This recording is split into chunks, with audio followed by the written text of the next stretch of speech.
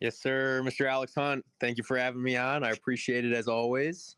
Looking forward to getting down to business and talking some Cleveland sports.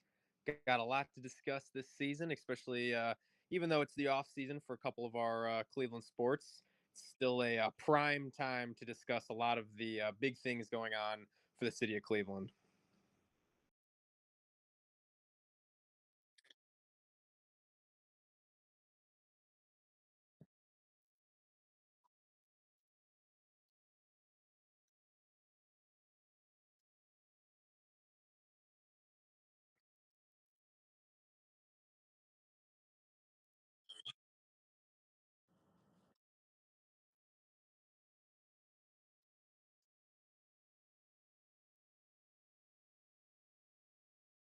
Great introduction, Alex. Great introduction. I'll follow that up by saying, hello, everyone. My name is Dominic Pagura. I am also a lifelong Cleveland sports fan. I have been huge Browns and Guardians, as well as a Cavs fan. Like I had said, my entire life, I have made it one of my dreams and goals to take up the radio industry in terms of sports radio and sports discussion, sports broadcasting, all of that good stuff. Love to get into it. I'm a student at Kent State University where I have a sports show of my own. And me and Alex have been good friends for a long time. And we've always had a strong passion for, discussing sports together. And we came together and figured that this would be a great time to start a nice show where we discuss everything that's going on. And couldn't be more excited to be here.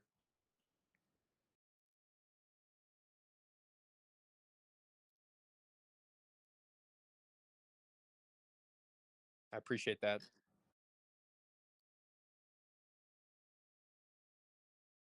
course.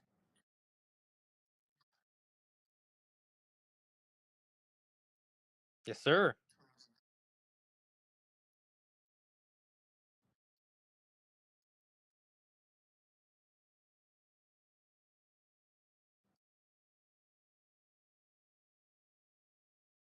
So to start things off, we are discussing the Cleveland Guardians, as Alex mentioned, first overall pick, first time in franchise history we've ever had the first overall pick.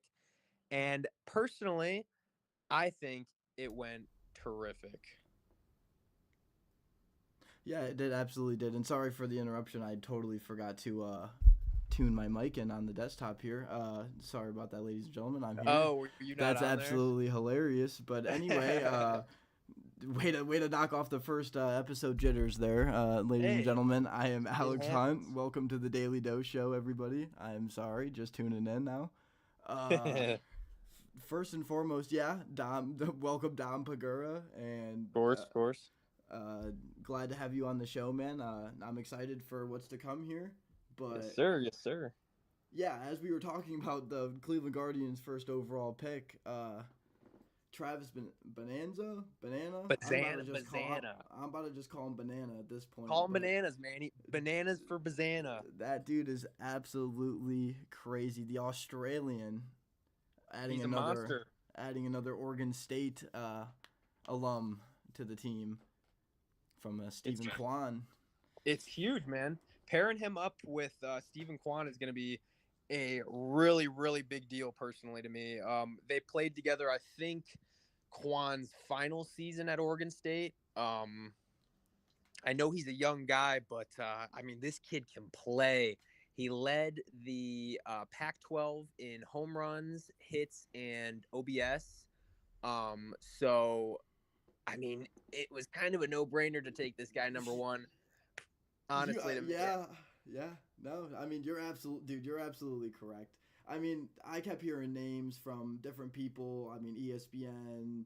Obviously, you get all the pre-draft hype, all the draft boards, and you see all these different alternatives here. But I mean, deep down inside, I knew it. I mean, I think everybody knew it, but uh, I mean, it's good to put the pen to paper. It's good to finally get that over with.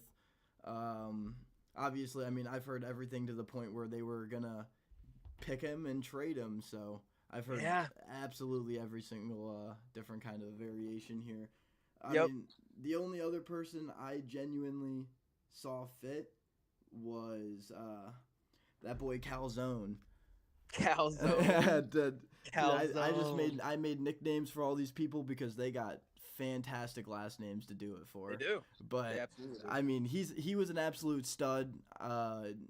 The only thing that concerned me was a little bit high on the ERA. I mean, it is college; it goes up and down. Everything's a roller coaster there. But Right, I'm right. glad it's one of those things where I think he would have been put into a decision where he would have had to have chose. And obviously, he is so talented as a hitter. I hope he chooses to hit nukes, but Yeah, no, I I don't mean, know. nonetheless, I think you go with the guy that is good at what he does it and Right. does it well.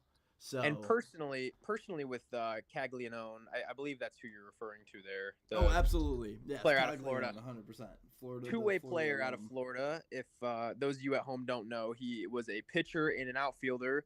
As Alex mentioned, he was an absolute slugger on offense. And when he was playing pitcher, you know, his ERA was a little high, but his command on the mound was a little bit different than some of the other guys, like Chase Burns out of Wake Forest. He That's was another play, beast.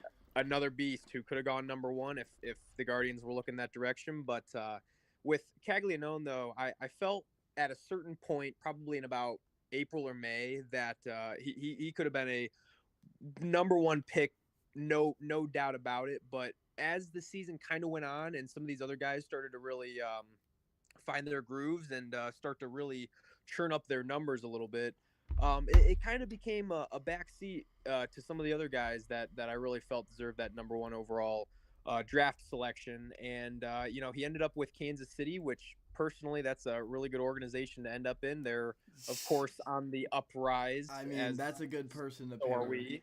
That's a Right. good person to pair with Bobby Witt and Oh the man. young guys they got coming up through the system there too as well. That is a So dangerous name to see go into the Royal system for sure. it, It is. I didn't think he was going to fall to number 6. Was it 6 or 7? Yeah, no, it was. I believe it was pick number 6 with the Kansas City Royals, Man. and being the other guy who was in the race for a little bit there was J.J. Weatherholt, the Yes. shortstop from West Virginia. He had a lot of hype. I would say about 3 months ago, right before the College World Series. He was really a lot of people's number ones I saw on a lot of boards, and it was interesting. I mean, he's definitely a good pick as he falls into the St. Louis system. They got themselves hopefully another new prospect at shortstop, but nonetheless, I mean, he kind of fell as really.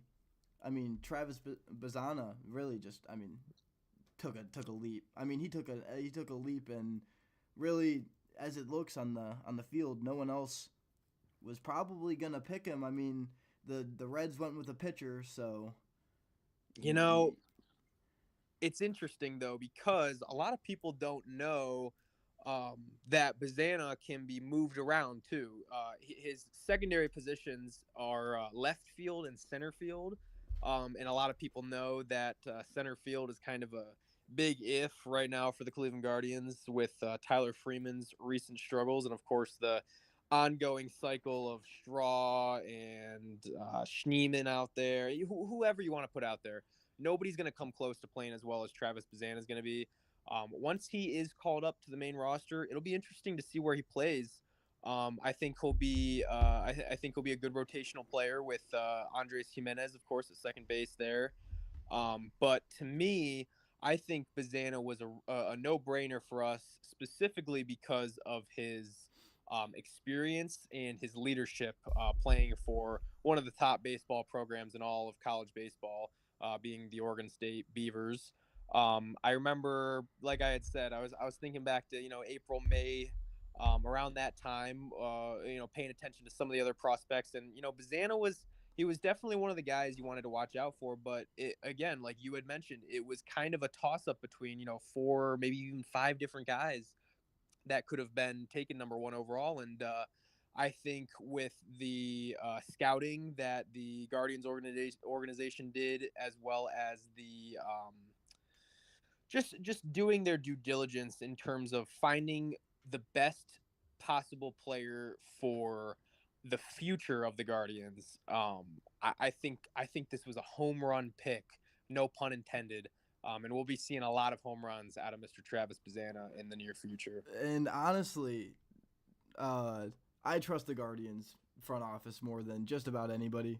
I mean, You know what? That's obviously, and that's a that's kind of an iffy thing. I don't know if a lot of people would agree with you on that, but continue. no, I 100% I agree. We've definitely I should say I put emphasis on the fact that it's the pitching has always been the number one. We have always had a way of finding pitchers in the 12th, the 6th, the 20th.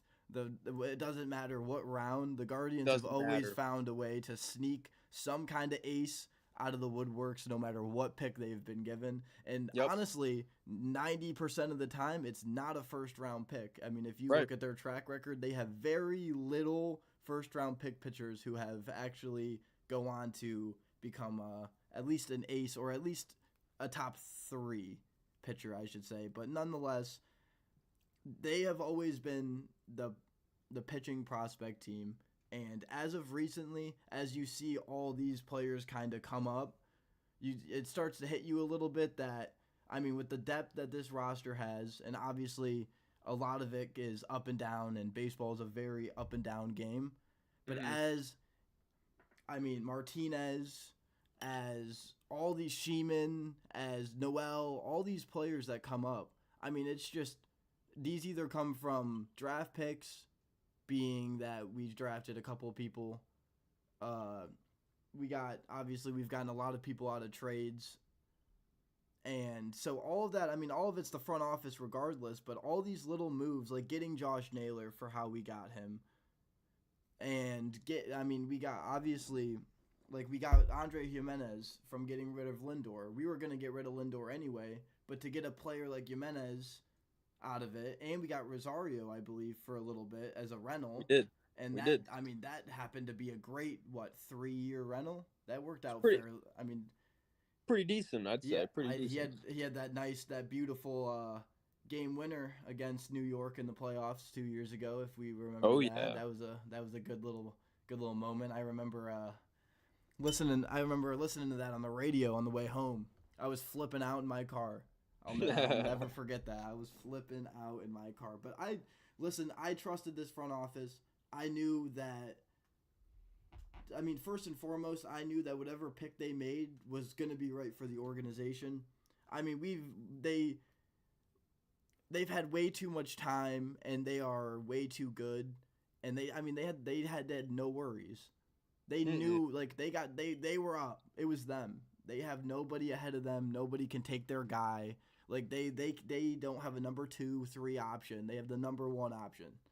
The That's rich it. keep getting richer. I mean, Cleveland Guardians are the number one team in the American League right now, and they had the number one overall pick. I mean, sure we limped our way kind of into the All Star break here, but personally, I think the Guardians are set for a long time. Even with this one pick here, I mean, I hate to kind of hype him up a little too much here. I know we just drafted him, but I mean this guy deserves all the hype.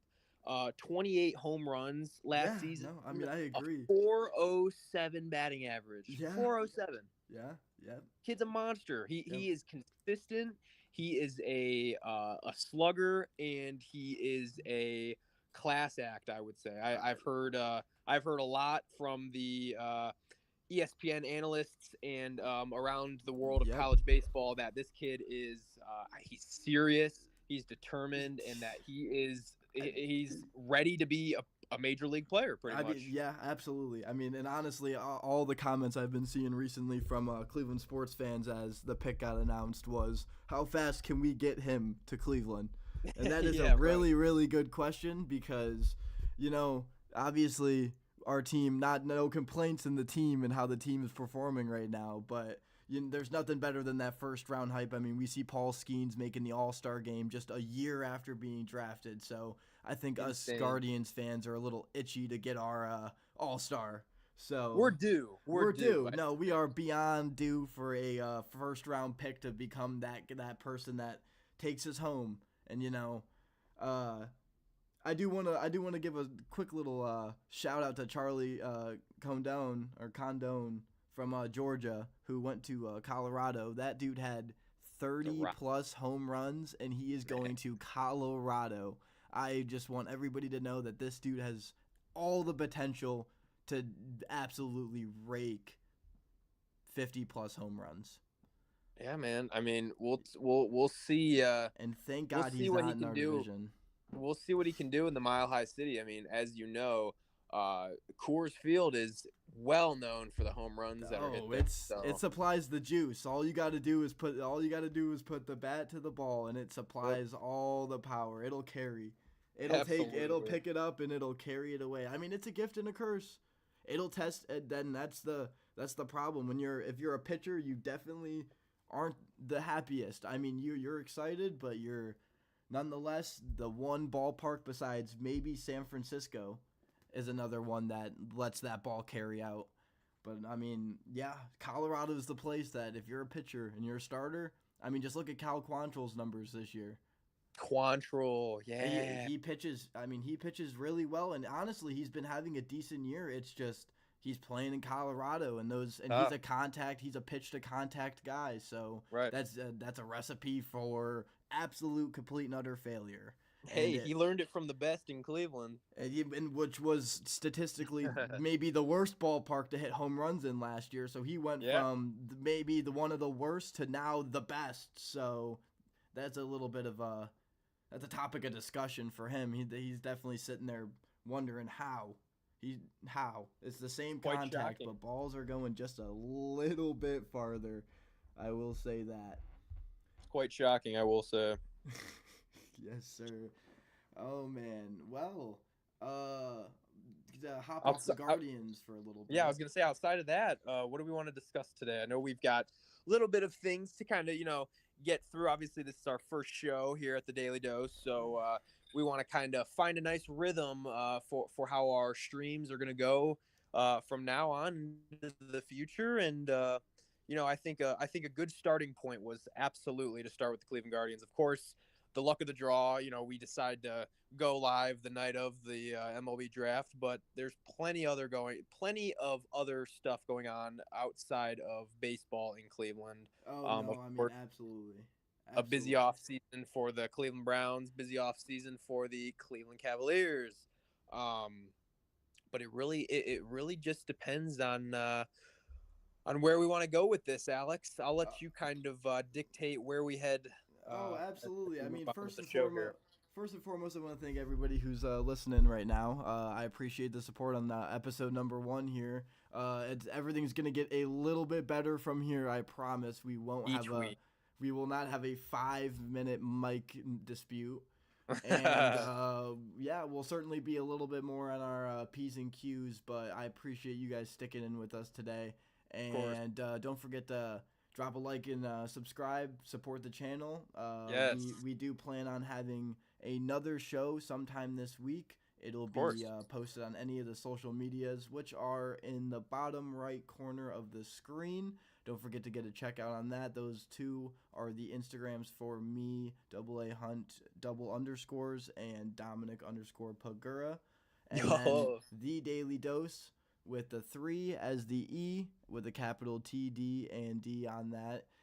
Those are the YouTubes, the Instagrams, and basically all of the social medias for the channel. So don't forget to give those a follow for more updates and more to come as we dive into this adventure.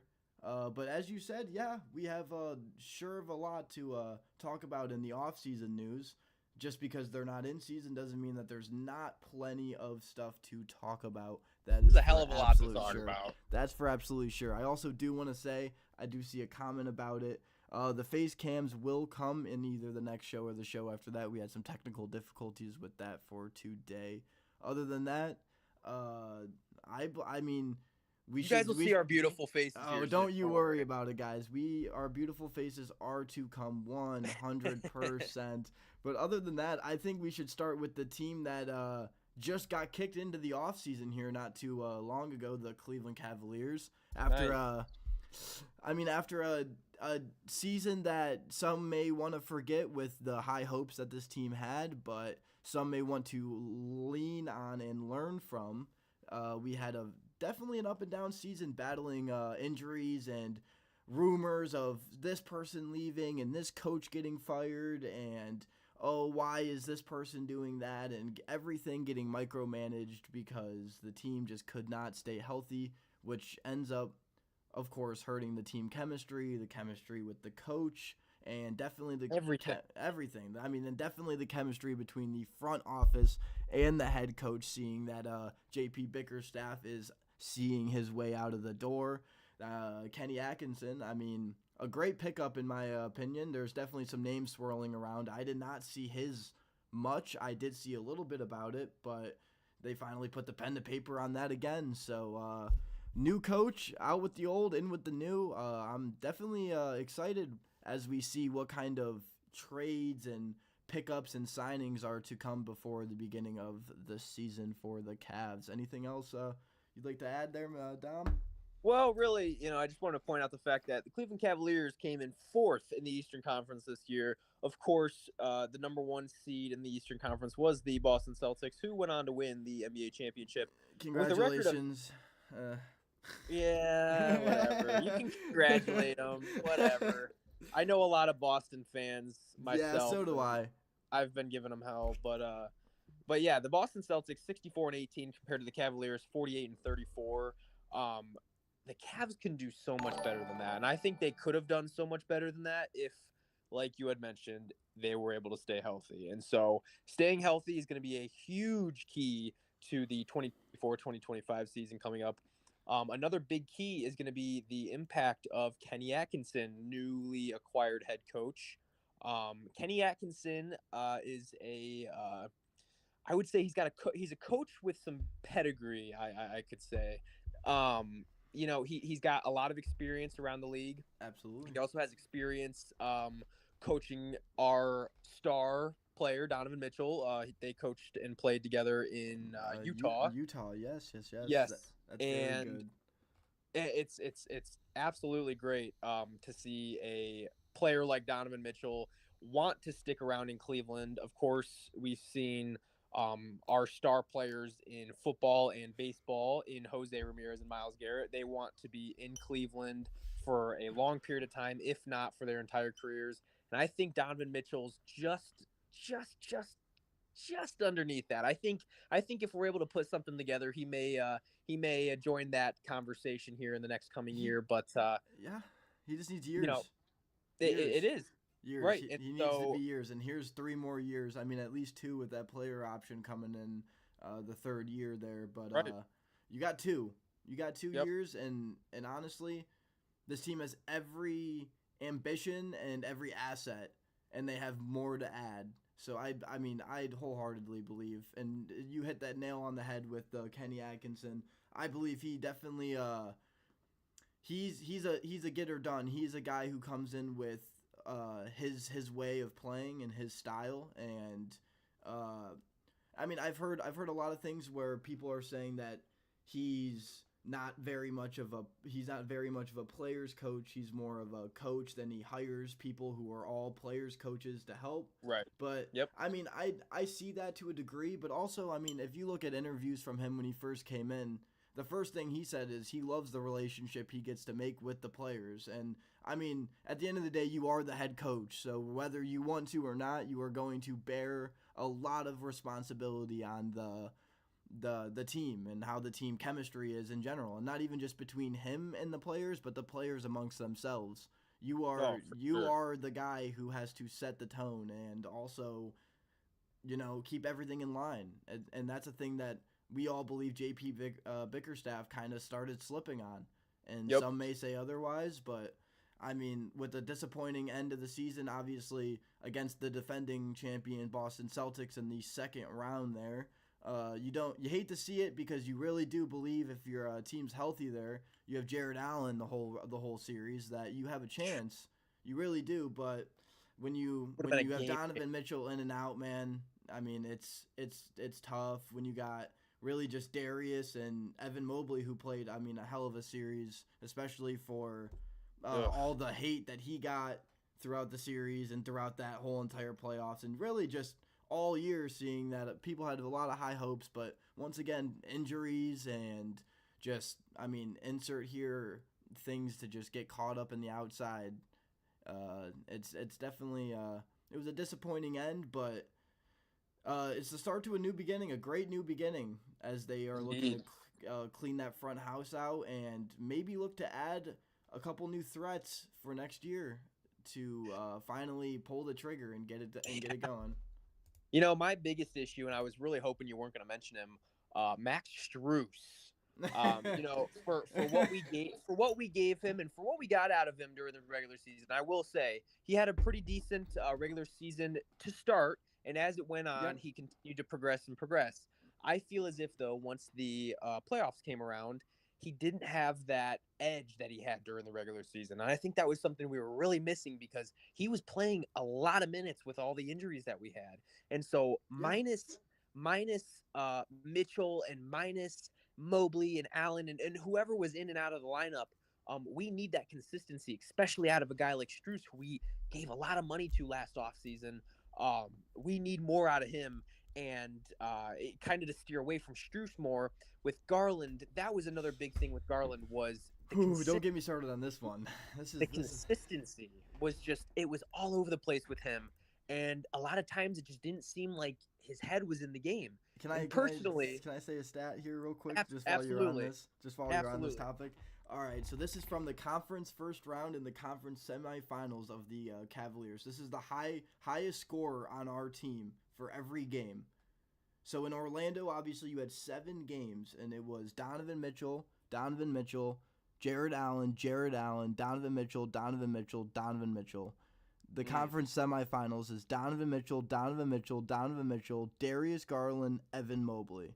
Now, Mm. if you notice, there's one key thing in there that I think is very very high noted, which, as you were just talking about, the inconsistency. Darius Garland is on that list one time, and One time. Donovan Mitchell didn't play a couple games. So Right. not only did you not have Donovan Mitchell, and Darius only was the highest scorer one of the two times that Donovan wasn't playing, but you also have, if you look on, I mean, from the points perspective, that's where I look at Darius Garland, and I think like he should be on that list. I mean, even with Donovan Mitchell in there, he should be on. He should overtake Donovan, even when Donovan's like they should be playing past the torch, past the They baton. should. Yep. Not Donovan Mitchell literally looking like Jimmy Butler in the finals in the bubble Of when he's course. absolutely sweating because he's putting his every ounce of his soul into the game, and he has Darius Garland who's sitting there just absolutely lost. I Right. mean, Well, it's and the biggest thing you had mentioned with Mitchell having so many of the highest scoring games, and then compared to Donovan's or Darius's one game as the highest scorer. I mean, even throughout those, I mean, even though you had him, you might as well not have had him because it wasn't no. like he was making a big difference, you know. 1,000%, and that's the And problem is that he couldn't just the whole year he battled with that injury with that jaw, yep. which is very unfortunate, and Right. that Right. obviously that sucks. I will not discredit him from the fact that he came back from his injury and he still went out there and laced up his shoes and still played. And I mean, I'm not gonna say he didn't give his all because I would hate to sit there and try to even speculate he didn't. So you just hope that you hope because him and Donovan have such good chemistry together that they can really like gel that on the court and not just have that as outside of the court, which like LeBron James and Dwayne Wade, I always say would always be friends regardless of them being on the same team. But the fact that they Right. were so good on the court together made it 20 times better because if they weren't, then it would have never like you got it's not about just off court chemistry. That is a big part of it, but it's also on court chemistry. And right now, as it seems, every time Donovan Mitchell and Darius are both on the court, it's one or the other, and we need to get to that point where I see some Kyrie Irving, LeBron James, 2016 action where they're dropping 40 and 40 and putting the team on their back because they both have the talent to do it. They both have Righto. they both have the shot. They both have the skill sets. I mean, and they have the team to do it too. They have two bigs that are basically just sitting down there trying to spread the floor out, trying to get, and especially Evan with acquiring a 3-point shot that's only going to get better, I believe, as time comes.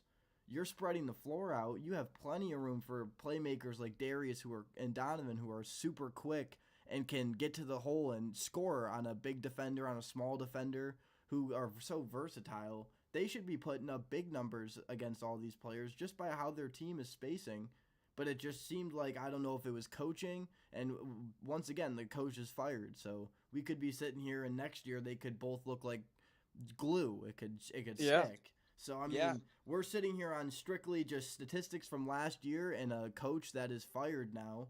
But I mean, we saw Darius with JP by himself. We saw Yeah. that, and it was Yep. beautiful. I mean, that's Darius dropping 50 points, Right. and it's just So I, I sit I here and think I think with Darius, and I mentioned the confidence thing, and I mentioned some of that edge that he had that he was lacking in the playoffs.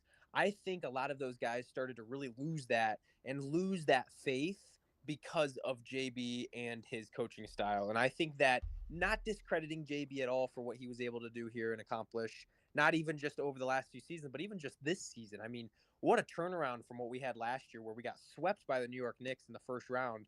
Um, but the biggest thing to me is I think with the departure of JB Bickerstaff, per Chris Fedor, actually, Darius Garland is shutting down trade rumors where he says, I don't want to be traded. Those are just rumors.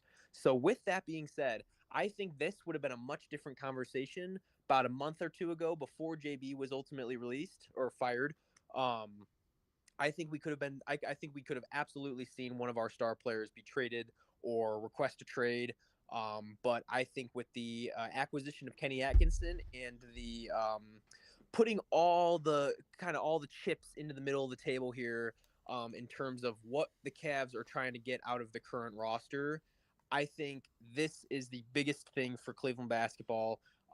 And I think honestly, I think the hiring of Kenny Atkinson is going way further under the radar than it really should be.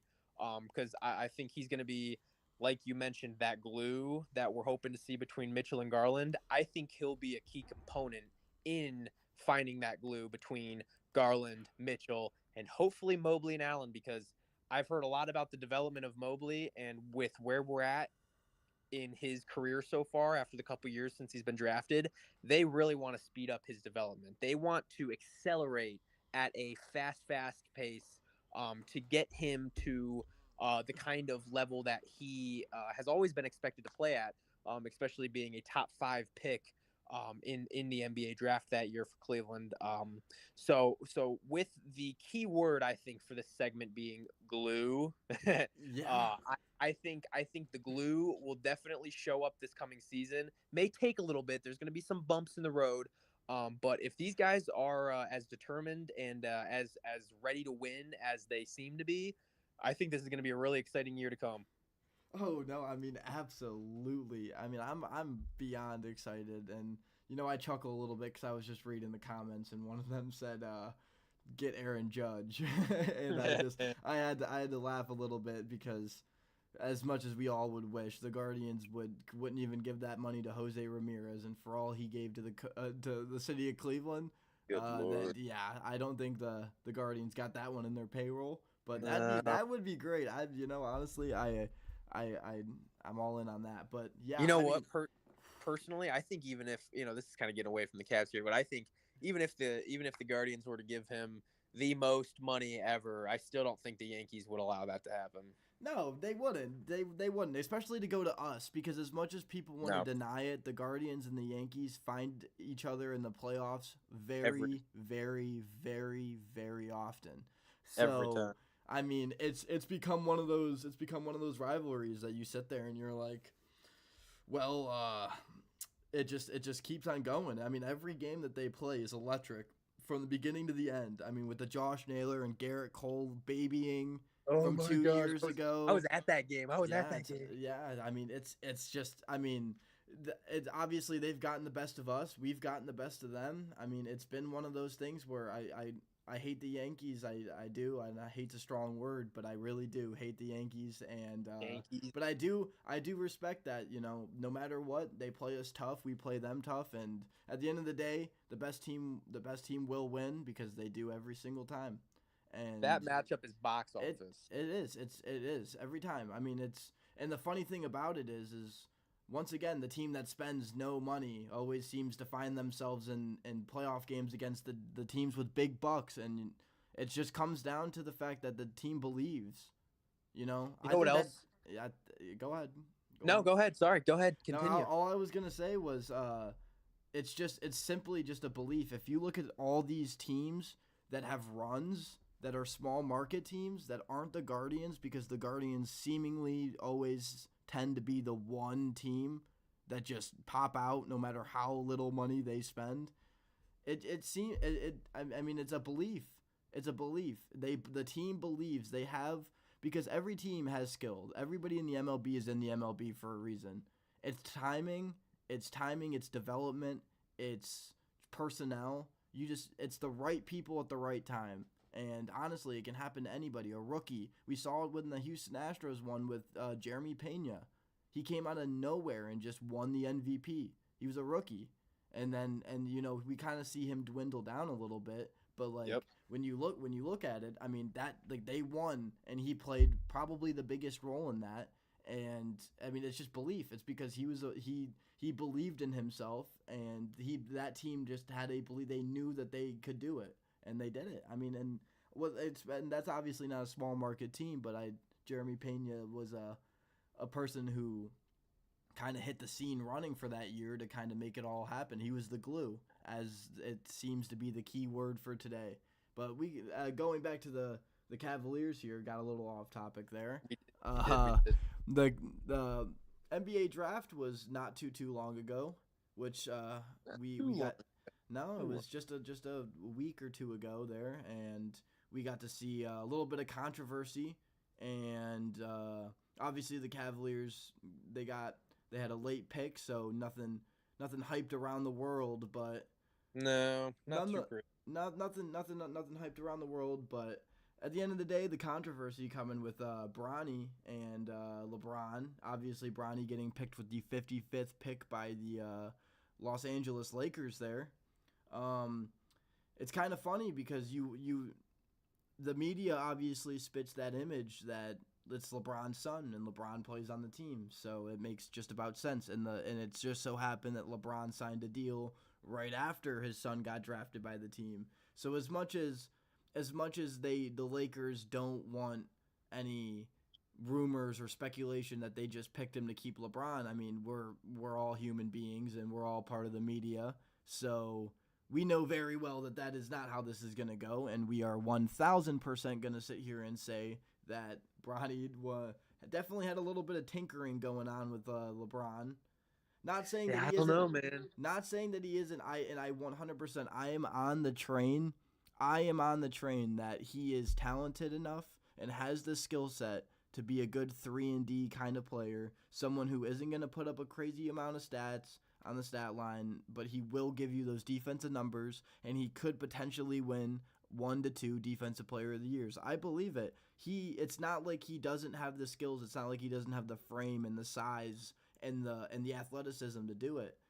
It's just I believe it might have been a little too early in his process to put him into the situation that he's in. I believe even just one more year of college where he plays and he just gets more reps and maybe it just starts the whole year and plays and gets through that whole year, because obviously with the health concerns, his season wasn't full. So that also brings into question, like, obviously he passes physicals and he obviously he's good to play, but to a degree you got to just you want him to see a full season, a full healthy season, and obviously he won't touch the season and touch the playing field there for the Lakers this year, I don't believe, unless catastrophic injury happens.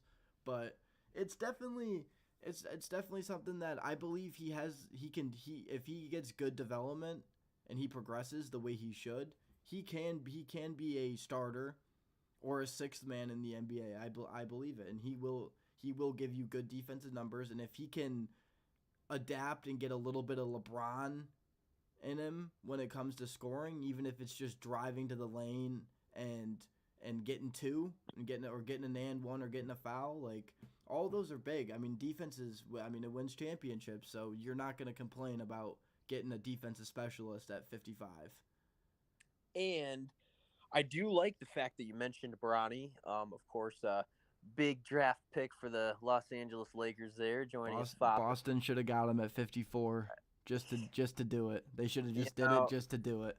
you know, I was very interested in how all of that played out, and the fact that he fell right into the Lakers' hands. I He really did. question that nobody else actually wanted Bronny, but maybe that's the case. Maybe a lot of other teams had Bronny pretty far down on their list, and not even so much of the confidence in Bronny, but in the confidence that LeBron himself would follow Bronny. Especially with all the intricate details of the contract situation and the coach player relationship that's going on in LA with LeBron, of course, and JJ Redick. But it's, I hate to get too into detail on a team that's not worth my time, especially a team like the Lakers. We got a good buddy of ours that's a big Lakers guy. Oh, he's probably not in the chat, but I doubt it. nonetheless, he He's will see probably this. Oh yeah, he's probably drooling at the mouth over the fact that Bronny and LeBron are playing together in LA. But I do want to get on to bigger and better things and focus back on the Cleveland Cavaliers with our first round pick, Jalen Tyson. Yes, Jalen yes, Tyson, yes, our yes. first pick out of the University of California. He's a, if you don't know who he is or didn't pay much attention to college basketball this past year, he was a really good player. I know he averaged roughly 20 points a game. Played a decent amount in every game, but probably 30 minutes or more, which is exactly the kind of player that the Cavs are looking for. A player that can come in, whether that's right away or as the season progresses, and play those long minutes and get a lot of time on the court. That'll only better our chemistry altogether, especially with the young guy. Playing with a lot of veterans on our team. But he's got a 6'7" wingspan, so he's got a really long reach, and he's a player that if you get him the ball and get him into the paint there, he can really do a lot of damage, especially if you've got everybody else on the same cycle there and all thinking the same. But yeah, this guy is he's a big defensive guy, known for his defensive prowess, if you will.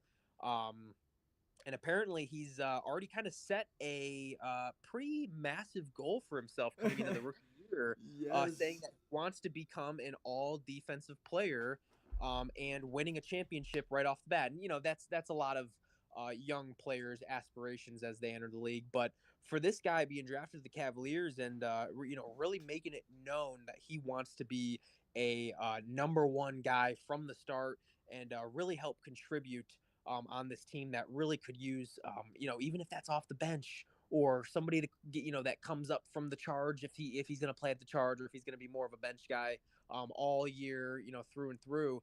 One way or another, this guy is going to find his way onto the court. And personally, no bias. I hate to come across as an overly biased Cleveland fan, but I really do think this guy is going to be a good glue, another keyword there, to what the Cleveland Cavaliers are building and hoping to build as the years go on. No, I mean absolutely. Uh, you hit the head, man. I mean, you absolutely you destroyed the description on this. I think of him as a bigger Isaac Okoro, Yeah, in yeah, the sense of he's a little bigger, he's a little stronger. He has a little.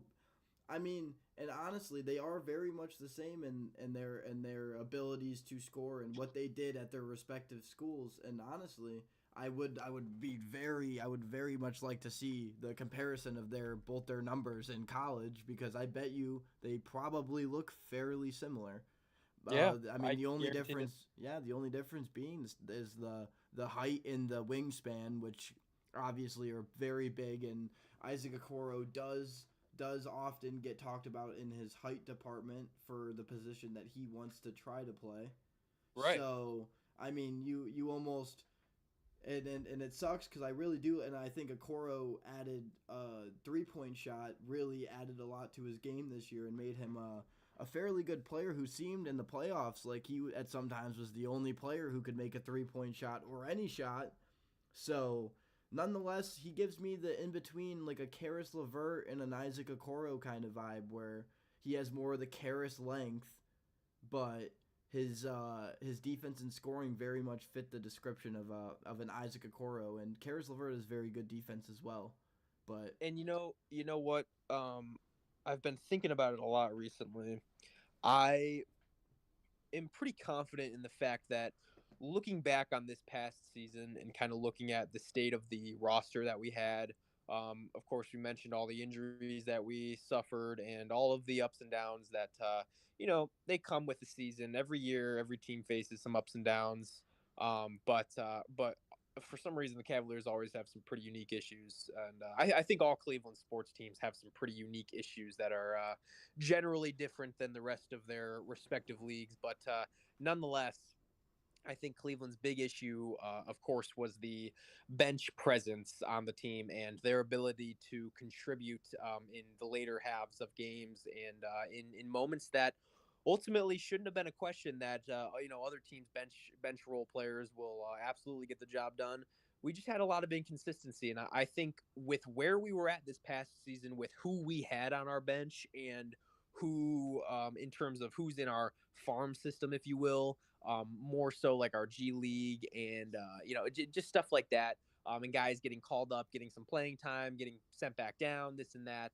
Um, I really think that with this season coming up, I think now with them having a lot of experience under their belt, for a lot of these guys, it's their first year. Some of these guys, it's their second, third year. As it continues to go on, we'll be able to kind of weed it out in terms of who is worthy of having that bench role and who isn't. Yeah, But I think a lot of these guys that are currently playing on our G League team, like Craig Porter, Amani Bates, yeah, Isaiah Mobley, yeah, Luke Travers out of yeah. Australia. I Another think these Australian. guys. I think these guys, if we're able to call them up and give them some time, I think as the season goes on, and hopefully looking into next March, early April, with the playoffs obviously around that time starting to roll in. I think a lot of those guys are going to get a lot of looks, and hopefully we'll be able to contribute going into the playoffs because that was something we really, really lacked. And I think it could catch a lot of teams off guard or catch teams sleeping a little bit if the playoffs come around and we've got these guys that played a decent amount during the season, but really hadn't shown their true assets and their true skills to the NBA world. I think we could have some pretty surprise performances out of some of these guys that could ultimately get us over the hump and hopefully make a deep playoff run next year. Well, and you really you hit it with Craig Porter, as even just this year when the injury started to slip a little bit, he was the first guy that really came in here besides my favorite white boy, and other than my shooter.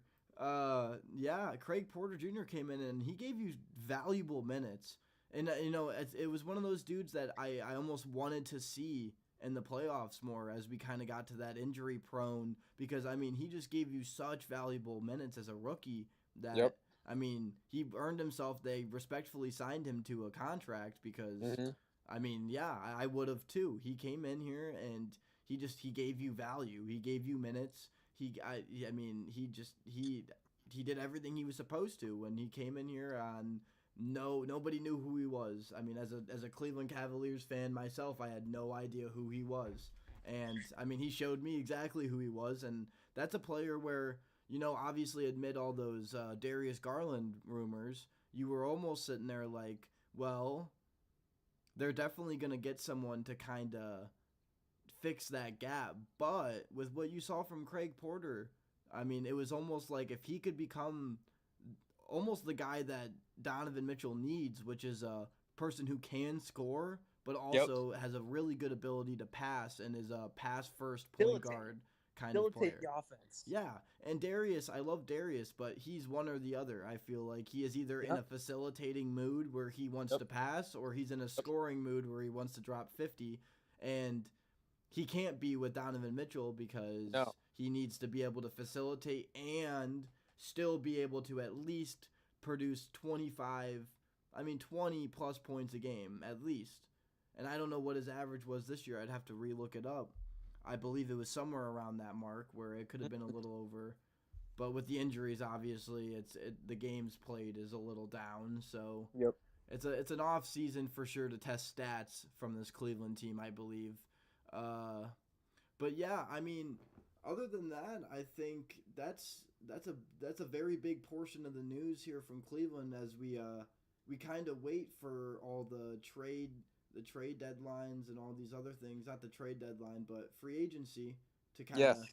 of bump around as it kind of bunkers up and down, and you hear rumors about this person and that person, and names are slowly getting ticked off the list, and the Cavaliers have been a little silent, but you have a lot of young players that can fill gaps you need. I think the only thing which they drafted in a sense, the only thing they really need is a third is a small.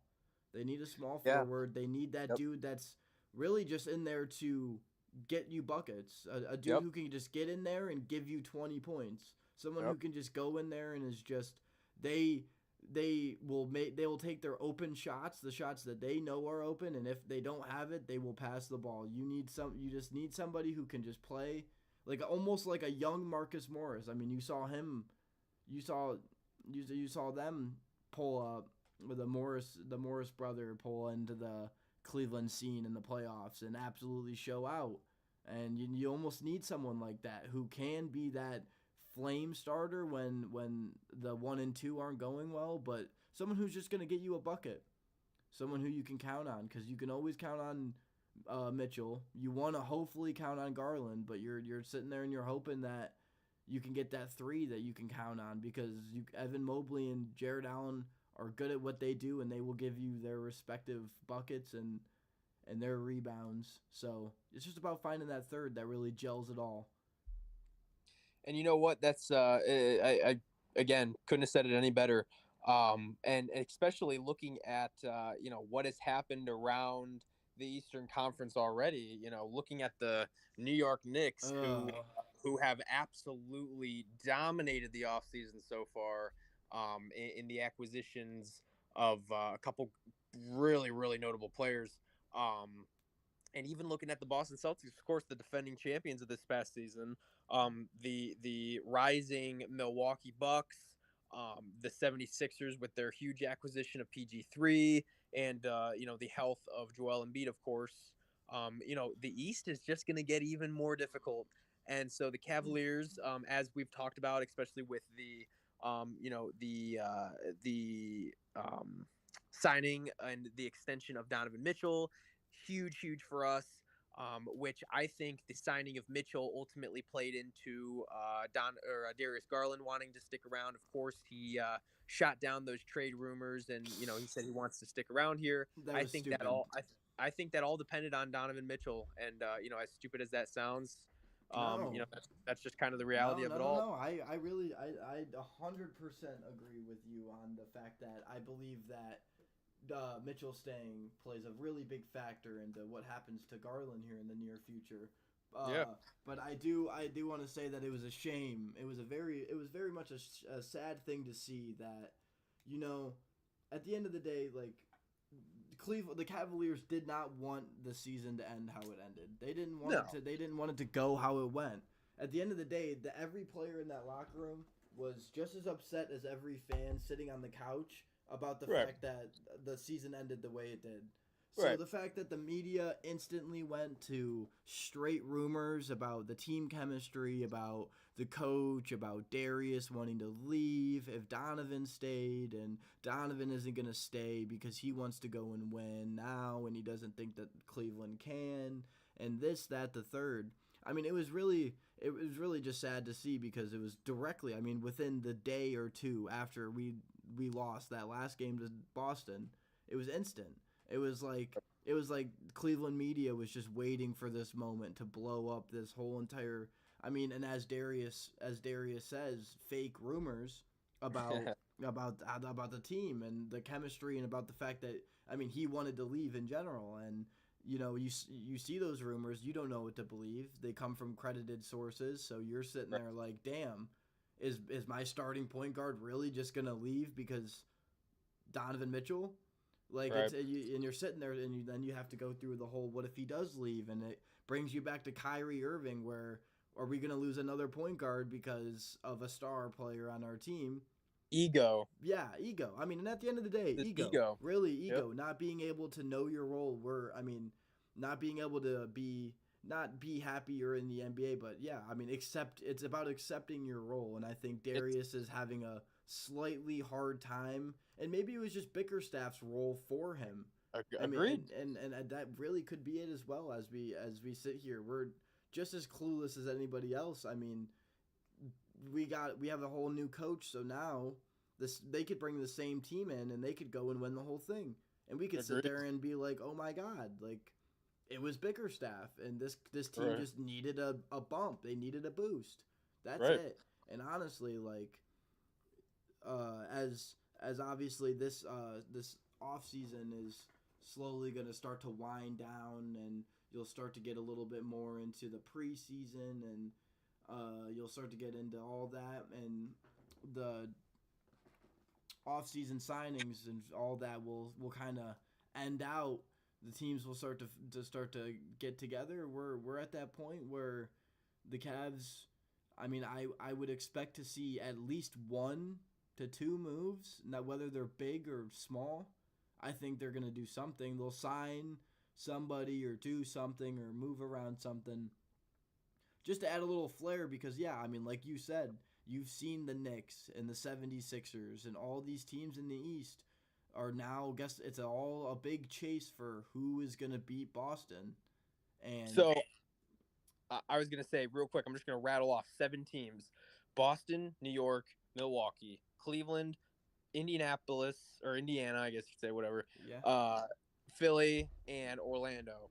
7 teams right there, yep, that are, I mean, are all clamoring for the NBA, to represent the Eastern Conference in the NBA yeah, Finals next season. yeah, Those are 7 teams that could 100% qualify and and ultimately be that team. and there's So, only eight, and only yep, 8 teams make the playoffs. And I mean, obviously, you get the play in, and anything can happen down there. Once you get to those bottom teams, it kind of starts to become a brawl. But yeah, I mean, you hit once again. Absolutely. I mean, you look at this East, and I mean,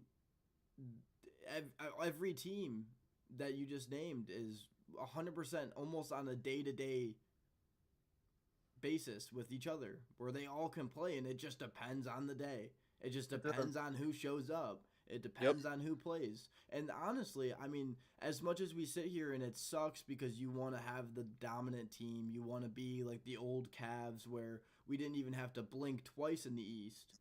But right, those days are long gone. long gone. We're in a different era of the NBA where we saw the Warriors create what was ultimately one of the first, besides maybe the Heat, super team.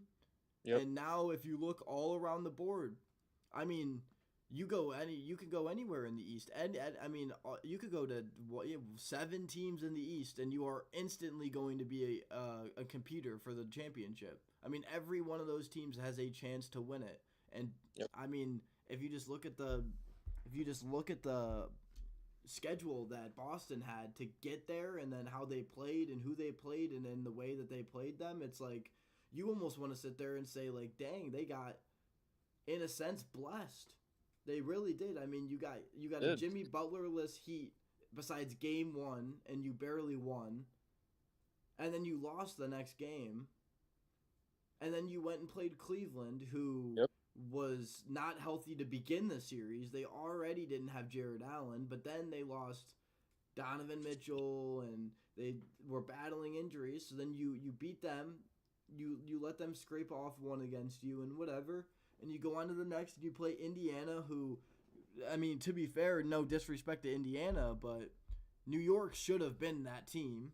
If New oh York yeah, was healthy, they absolutely destroy Indiana. And the fact that it even went 7 would be scary for Indiana. I would put Indiana as probably the 7/8, and I think that Indiana versus Orlando would be a fantastic matchup on the battle between who would be the better of those two, because just yep, they're young, and it's nothing to say that they can't do it.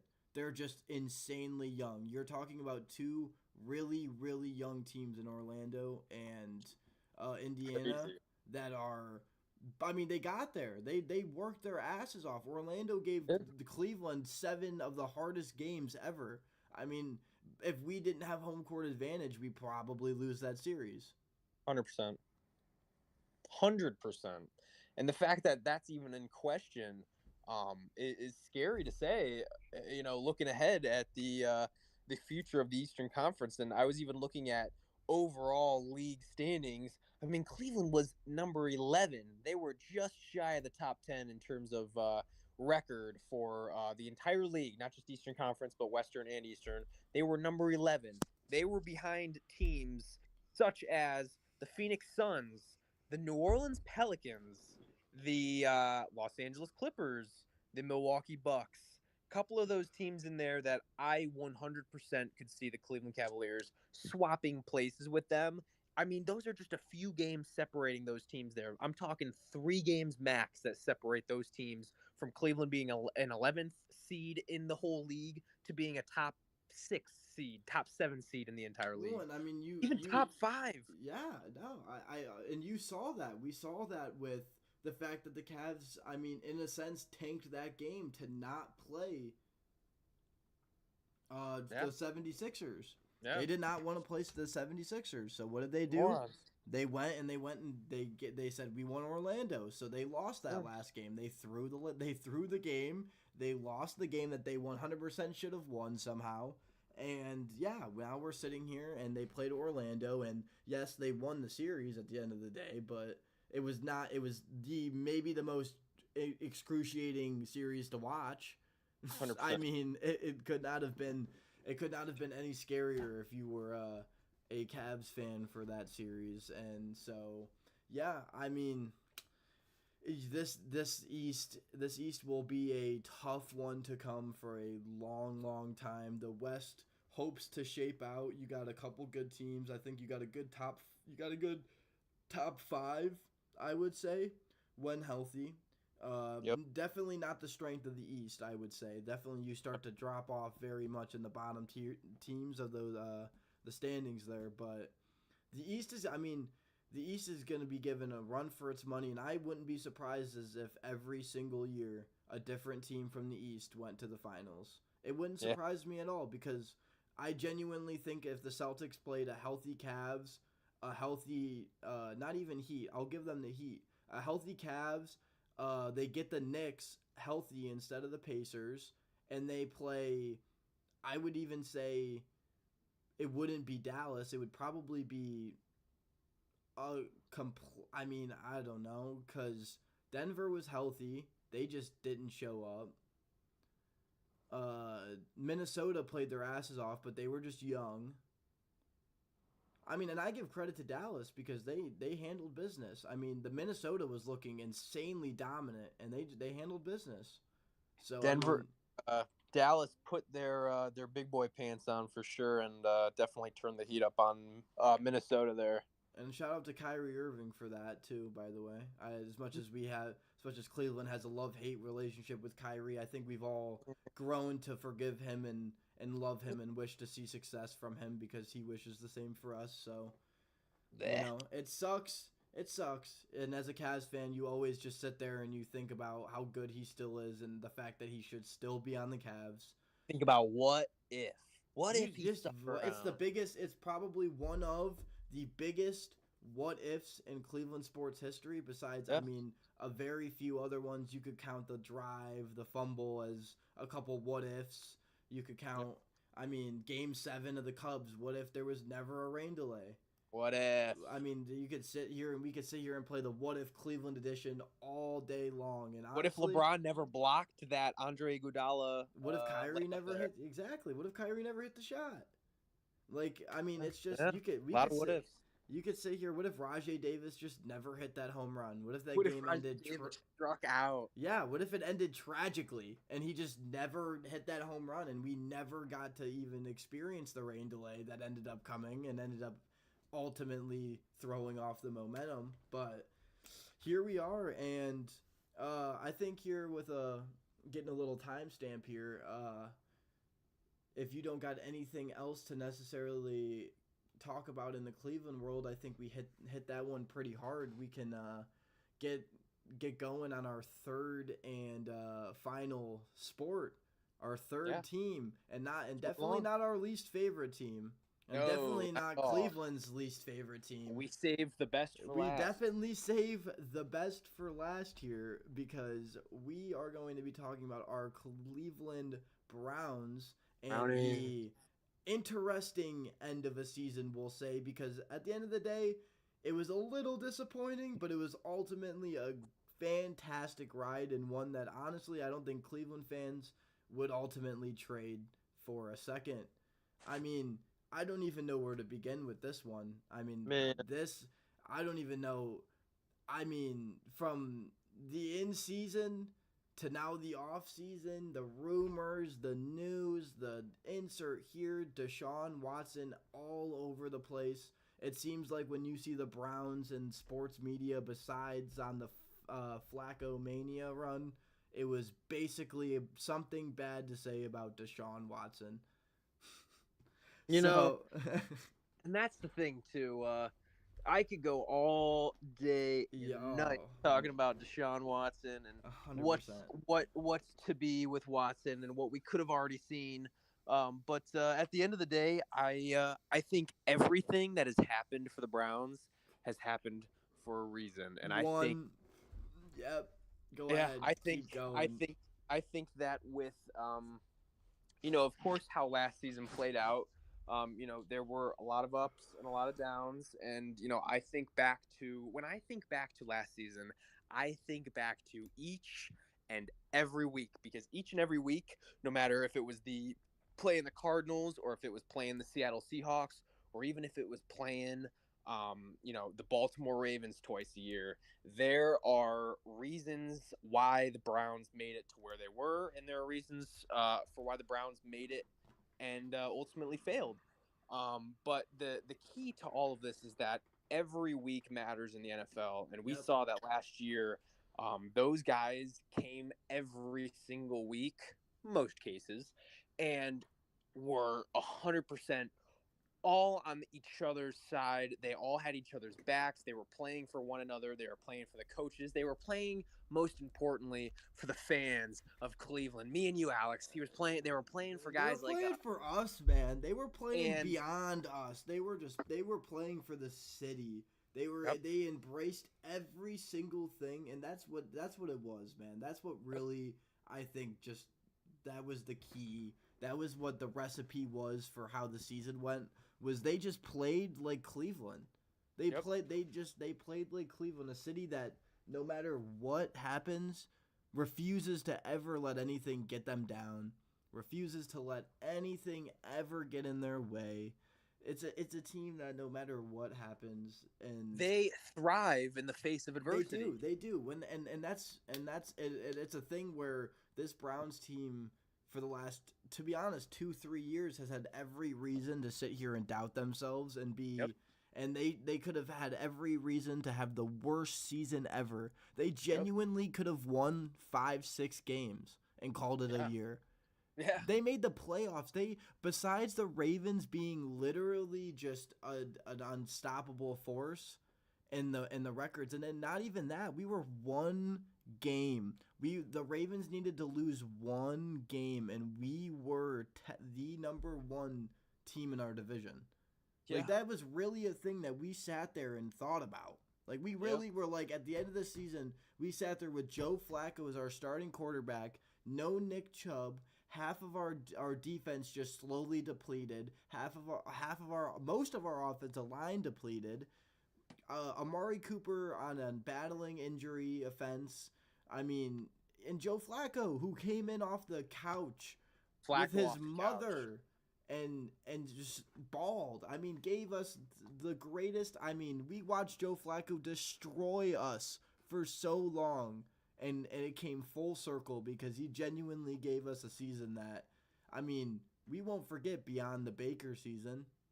I mean, Right. this was a season that we'll implement in our heads forever because Joe Flacco really came out and just looked like prime Joe Flacco and just gave you Did. everything he played for the city again. I mean, he embraced the city. In Did. the He embraced he the embraced Cleveland Cleveland. Browns.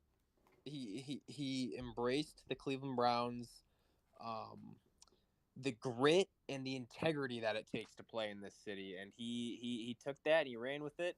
Like you said, he came off the couch. He was throwing footballs to his two sons for most of the fall, and here he comes into November, and he even came in at a really interesting time when we were on our West Coast road trip, Yeah, and he really took care of business once he got back into Cleveland here, and ultimately we fell short to the Houston Texans, who just a few weeks prior on Christmas Eve we blew them out of the water. the Amari Um, Cooper game. yeah, that Mari Cooper legacy game. But yeah, no, to see where the Cleveland Browns went throughout the season and to see what they were able to put together. Best defense in the league. Best defense in the league, no doubt about it. I would argue with anybody over that. Cleveland Browns are top one defense in the league. This They're past season, heading into this season, they've only gotten better. they're They've lost very, very few key players that are going to make an ultimate difference on this team. And with the hopefully explosive offense, as well as the newly acquired offensive coordinator Ken Dorsey, who's pretty confidently going to be running this offense. Kevin Stefanski's made that clear that this is Dorsey's offense now. thank Um, God, thank God. May I this add to that? this is going to be a resurrection of the old school Cleveland Browns. We switched our logo back to the old logo with the white face mask and the Yeah. glossy helmet instead of the matte look on the helmet. Yeah. Um, and this is a total resurrection of the former Cleveland team that our city knew and came to love. Easily. I mean, how could you not fall in love with a team like this? No, you. Um, It's impossible, dude. It it is is impossible. right. Righto. And so with the Browns though, they have everything set up for them this season to be successful.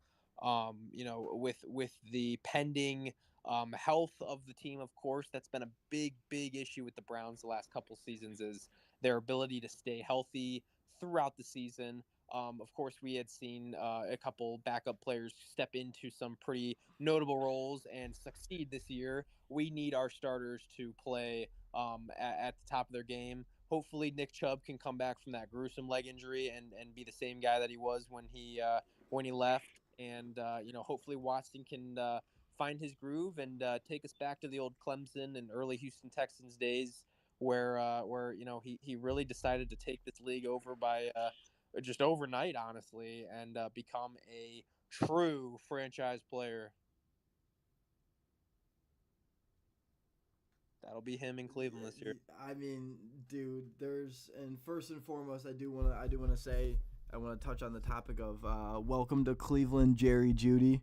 Jerry Judy. A fantastic addition. Also, Yep. Hicks as well on the linebacker side after the Oh yeah. departure of my pride and joy. The one thing I will say there is the one player I was a little upset about us getting not getting rid of, but losing in the offseason is Sione Taki is gone, and Really? it just the Patriots definitely got a good one, and honestly, the Patriots are the one team that I could see him going to because they appreciate that sneaky linebacker, that linebacker that won't play every down, but when he's out there, when you put him in a good position to do his job.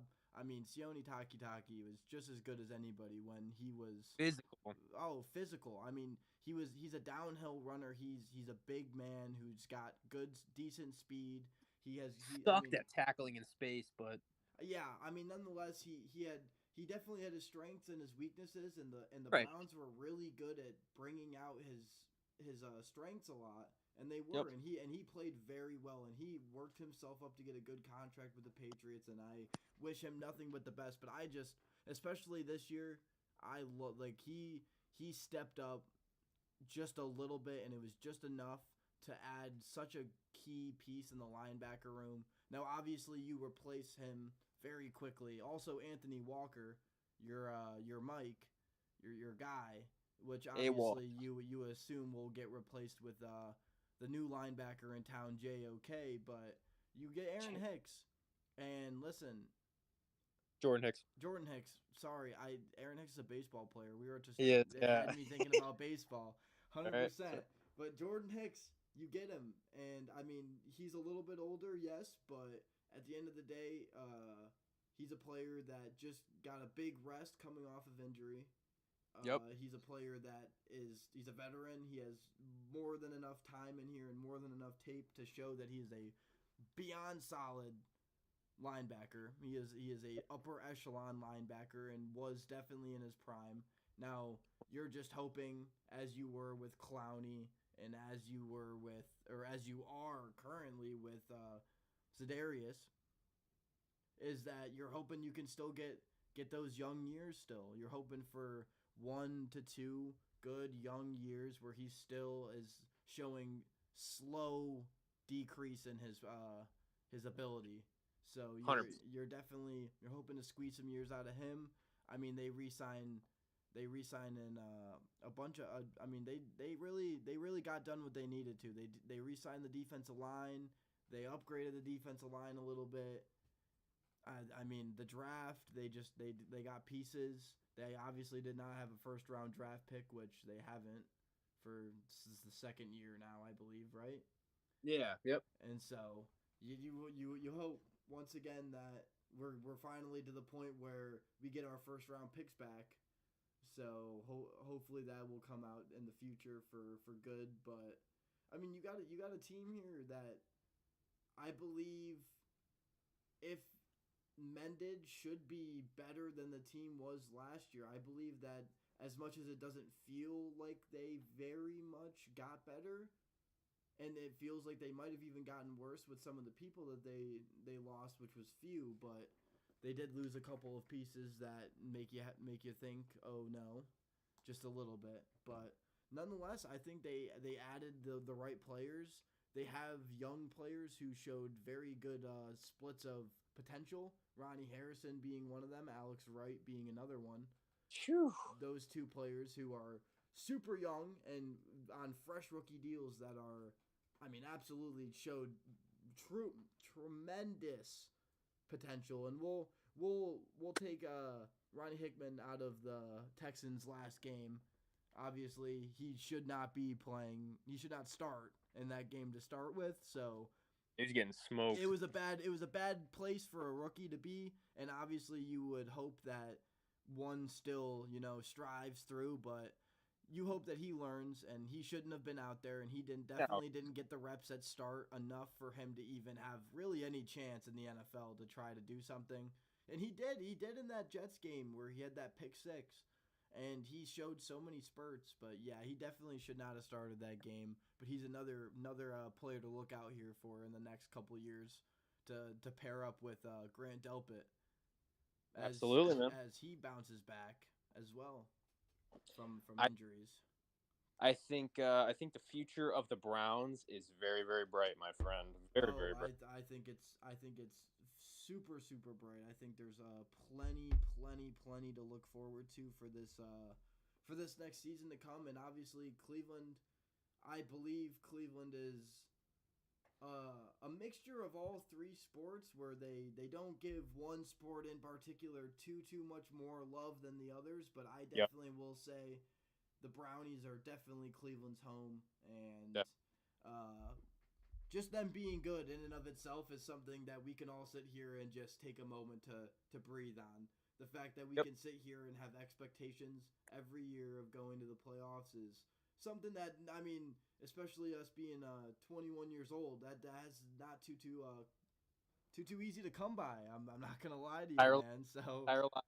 Entire lives. yeah, our entire lives has just been nothing but hopefully we could win some games. And now it's hopefully we can make the playoffs and get a good run, because this team on paper is just as good as any other team that you line them up with, I believe.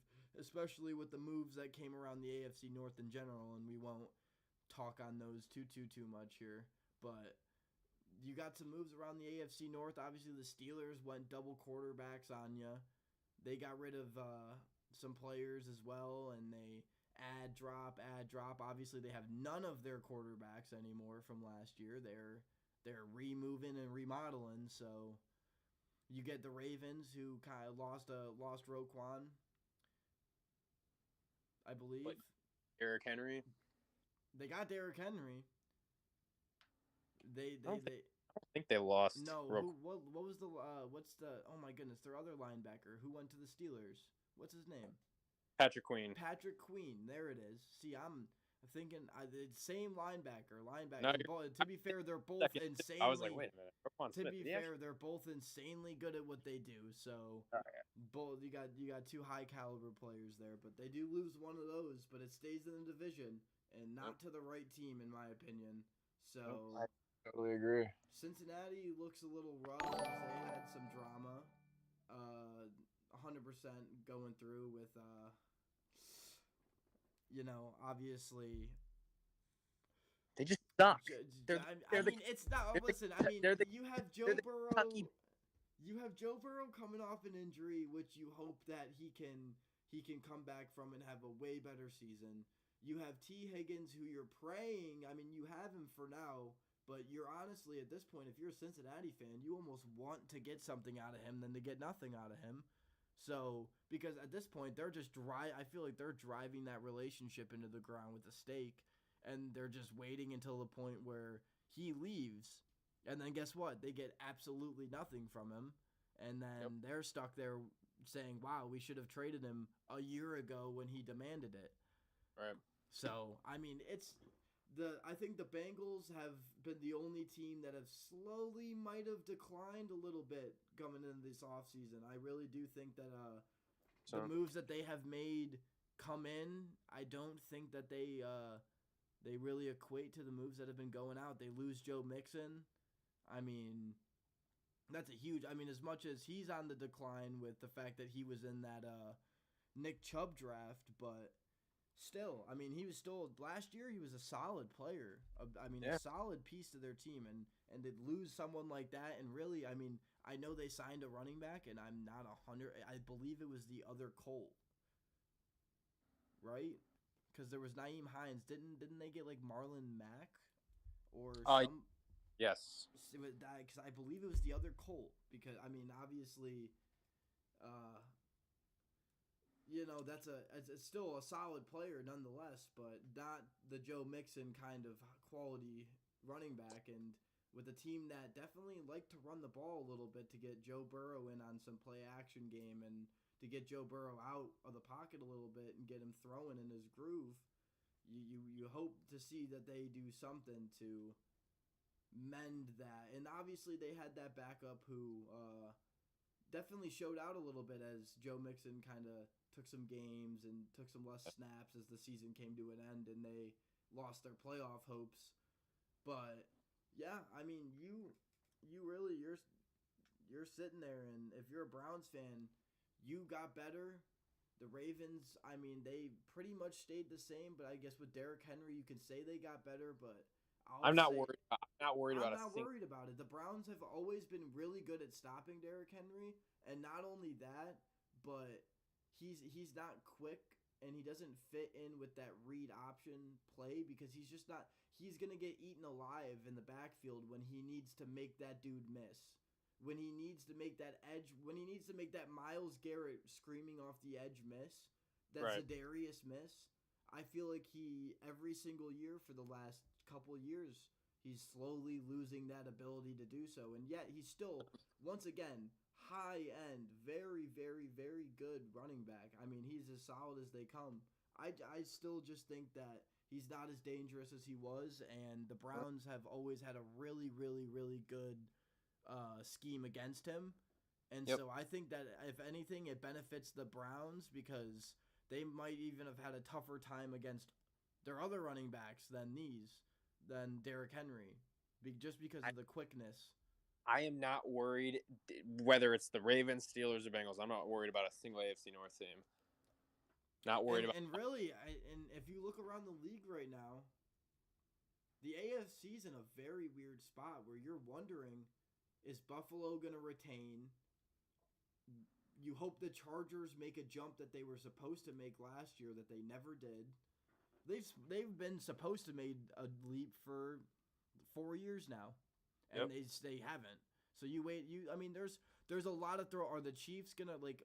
Are they going to retain this image that they have? This because if you think about it, I really see this whole. There was a lot of controversy and luck that came with the Kansas City Chiefs season this year, to say the Yep. least.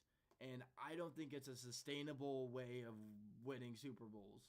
I think No. the Super Bowl was way more of a fact that they've been there, done that, where the team had Right. experience than the fact that they were actually talent wise better than any of the teams that they beat. Because I don't think they are. I don't think they were more talented than Baltimore, and I don't think they were more talented than the 49ers. I No. just simply think they played their brand of football better than the other team played their brand of football. And it was a Yep. lot mixture of nerves and, I mean, just at the flow of the game. So, I mean, yeah, we're still sitting here like, I mean, damn. There's a lot of throw in the air here. The Texans, what are they going to do next year? They only got 10 times better through Yep. this offseason. They only have draft capital. What are they going to do? Where Right. where are they going to come? They got money. They just spent. They just went shopping. After having a fantastic season, guess what they got to do? Go shopping. Yep. And I mean, you saw the Browns do that too, to be fair, just 2 years ago. Right. They won. They had that season with Baker. They got to the playoffs when we really didn't expect it to happen. And guess what happened? They got to spend a little bit the next year because Right. they were still in the building process and it happened a little faster. So then they got to just add the pieces. And now obviously injuries have dwindled the results, but here we are, man. Here we I, are, and I do just want to say, I mean, the Browns made the playoffs with 5 different starting quarterbacks this five, past season. So anything is possible five. when you are the Cleveland Browns. Cleveland Browns open up the season this year against the Dallas Cowboys. Week 1, a 4:25 game, America's game. Tom America's Brady's team first versus America's new team. Tom Brady's first game as a broadcaster, so Mm-hmm. brings a little bit of that swagger to Cleveland and gives us a little bit of that good luck. Of course, it's going to be a game. Tickets are expensive as all hell, so I probably won't be attending that one. I But probably will not be there as well. I do prefer sometimes. I do prefer the see all the angles of the game and really get to watch the game. I'm an right, enjoyer of watching the game. I think with baseball and basketball, you get to see a lot more of the game happen. I think yeah, football's the one sport where you kind of start to miss out on some things as they go, depending yep, on where you're sitting and depending on your view because it's a game where there's so much little shit or little stuff I should say in general that it's just all of it has an effect in some degree on just I mean everything in general in Cleveland, and it's just I don't know, man. It's an interesting thing, man, to be a Browns fan, to be a Browns fan right now, to be a Cleveland fan right now. to be a fan of Cleveland. And that's what me and Alex are striving to do here. We are here to bring you all of the most important and the most interesting content in terms of Cleveland sports coverage. We want to bring it to you guys weekly, bi-weekly as well, as long as we can keep up with this and continue to garner your guys' support and your guys' love. We appreciate it as always.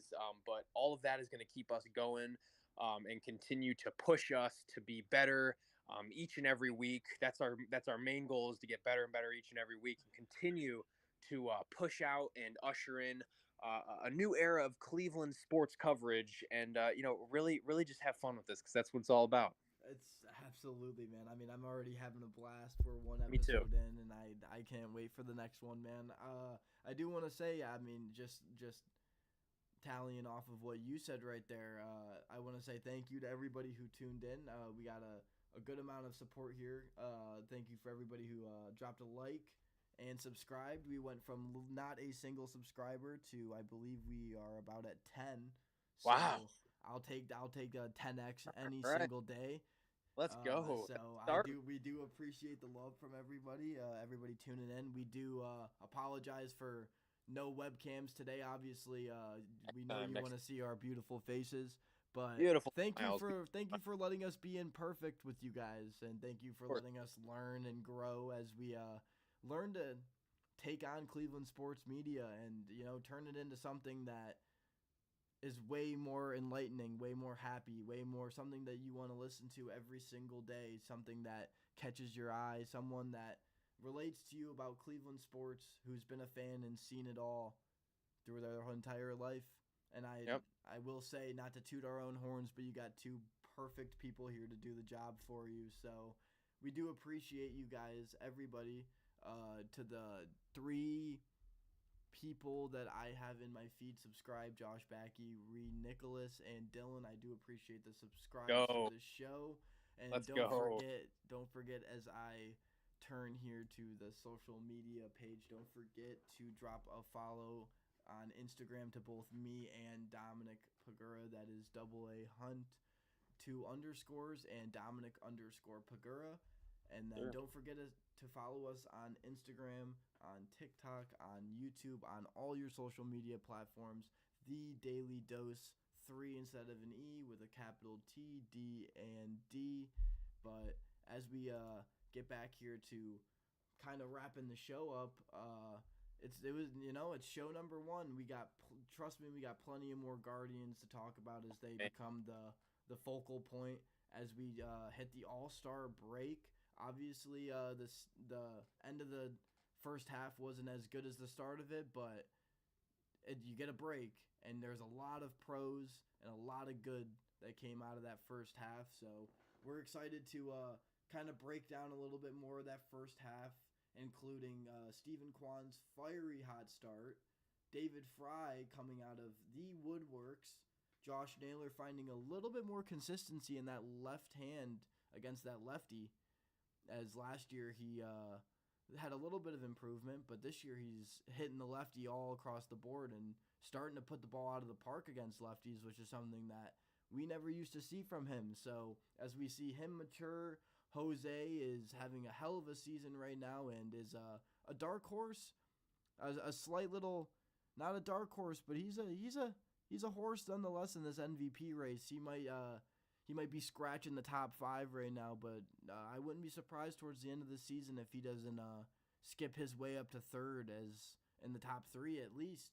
As obviously Aaron Judge is having a historical season, and Gunnar Henderson and all of them are, I mean, putting in work beyond our numbers right now. But Stephen Kwan and Jose Ramirez, I think the Guardians really have an opportunity to get two people in that vote, especially with Stephen Kwan absolutely just putting the ball in play and it's finding a hole somewhere, somehow.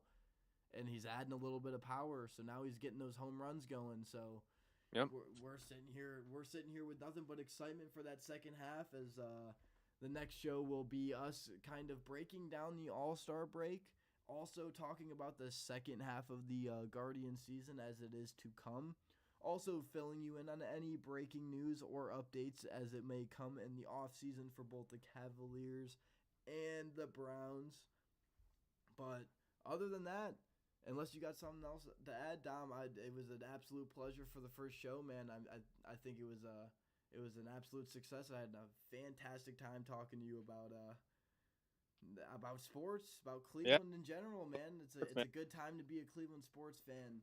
This is the time to be a Cleveland sports fan. I And mean, the last thing I really want to say is, again, I can't say thank you enough to the people that are listening and to the people that joined our show today and gave us some support, gave us some likes, subscribes, anything. As long as you click that link and you hop in here and just kind of just hang out with us and hop on this journey together with us as we look to build our brand as part of Cleveland sports media.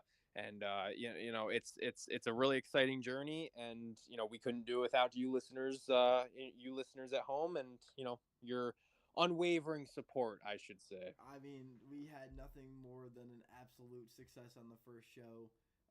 The second show, I already know will be 100 times better than this show in the way that we started out and we get to going and we don't have mic insults to mics and we don't lose a little bit of time there. But once again, I mean, just like Dom said, we cannot do this without you guys. We absolutely 100% appreciate every single ounce of support that you guys give us and have given us on this first day. And we are absolutely more than excited to grow with not only the city of Cleveland, but the people who are already here from day one, who are going to watch us grow from the absolute beginning.